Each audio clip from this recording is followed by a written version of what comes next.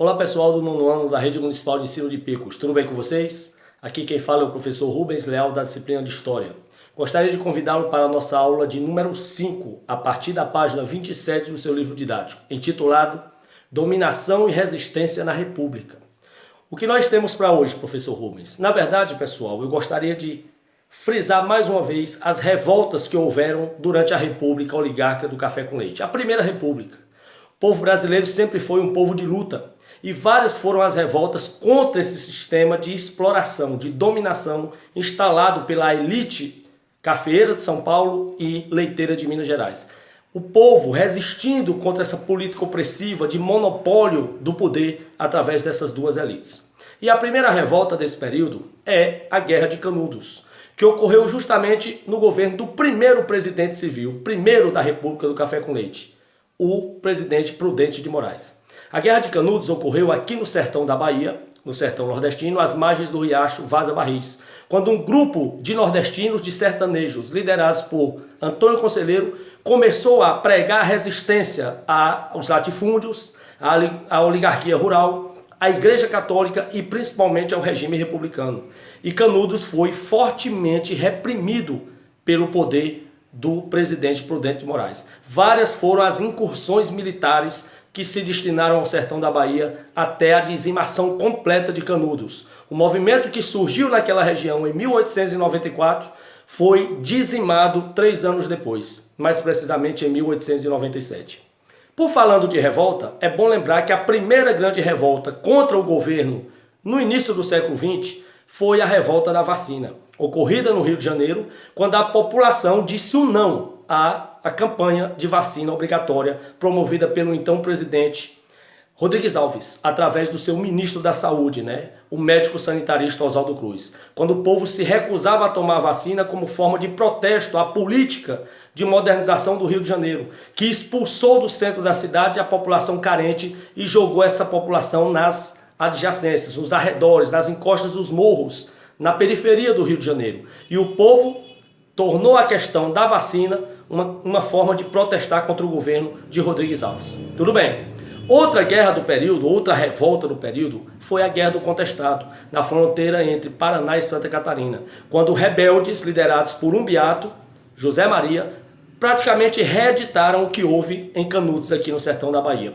Um movimento de fanáticos religiosos, um movimento messiânico, que começou a contestar alguns pontos do governo do então Marechal Hermes da Fonseca. E mais uma vez o movimento foi reprimido com muita veemência pelo governo federal.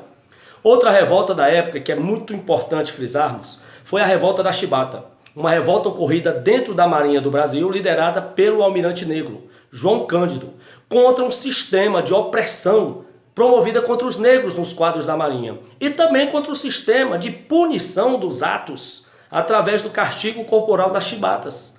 A chibata estava no Código de Disciplina da Marinha e muitos marinheiros se rebelaram, liderados por João Cândido, contra esse sistema de correção nos quadros internos da Marinha a partir de castigos físicos. O fato é que a revolta também foi coibida, mas pelo menos conseguiu que o então presidente, o Marechal Hermes da Fonseca, revisse esse castigo da chibata e o excluísse do Código de Disciplina da Marinha. Outra revolta importante que faz parte dessa resistência ao movimento republicano em sua fase inicial foi o tenentismo. Um movimento surgido em 1918 por jovens oficiais das Forças Armadas que criticavam o sistema político eleitoral da época e propunham a tomada do poder, a moralização do sistema político eleitoral do Brasil e a convocação de uma nova eleição sem fraudes, limpa.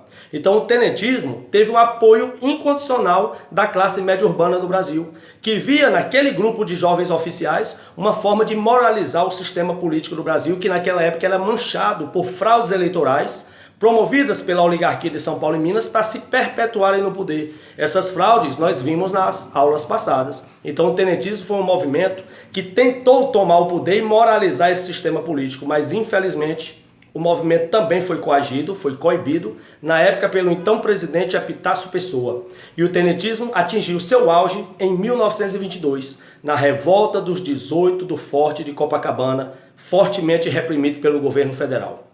Naquela época, naquele momento, 18 líderes do movimento que estiveram protestando no Rio de Janeiro foram metralhados por tropas a mando do presidente, dos quais 16 morreram na hora, escapando apenas o tenente Siqueira Campos e o brigadeiro da aeronáutica Eduardo Gomes. Dos 18 do forte, 16 foram mortos, somente esses 2 sobreviveram. O tenentismo foi mais um movimento de resistência a essa política suja que ocorria na Primeira República do Brasil, manipulada por paulistas e mineiros.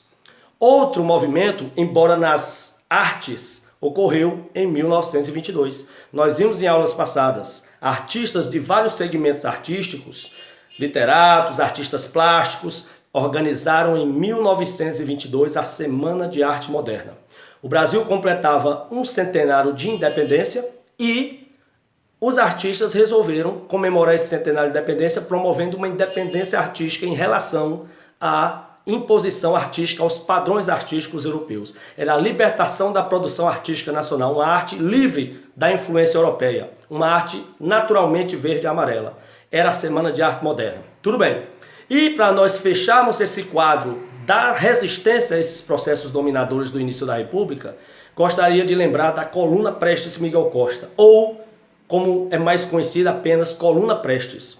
Um grupo de rebeldes que saíram das Forças Armadas e passaram a perambular pelo interior do Brasil, pregando contra a oligarquia, convocando o povo para se rebelar contra esse sistema político da época, liderados por Luiz Carlos Prestes e Miguel Costa.